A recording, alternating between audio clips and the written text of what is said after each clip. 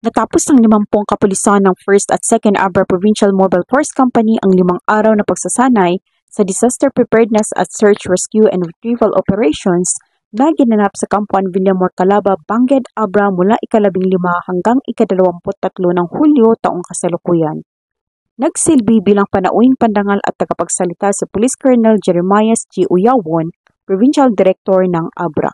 Ibinahagi ng iba't ibang skilled personnel mula sa iba't ibang ahensya ng Provincial Science and Technology Office, Philippine Red Cross Abra Chapter, MDRRMC La Paz at PFP CAR Abra Provincial Office ang kanilang kadalabhasaan sa pagiging handa sa pagsilbi sa komunidad sa panahon ng sakuna. Bukod dito, nagbahagi din ng makalaman ang mga ito sa Basic Life Support, Disaster Incident Management at NDRRMC Framework. Samantala, nagkaroon naman ng praktikal na pagsasanay ang mga kapulisan sa rope courses, techniques for low and high-angle rescue and emergency, medical response plans, at drill scenarios na nakatutok sa water search and rescue operations.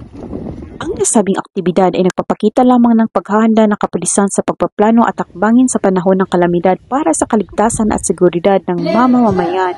Dahil dito sa bagong Pilipinas, ang gusto ng pulis ligtas ang komunidad sa panahon ng sakuna. Mula dito sa rehiyon ng Cordillera, ako ang inyong PNN correspondent, Patrolwoman Melba Langbis, alagad ng batas, taga-taguyod ng Balitang Pulis.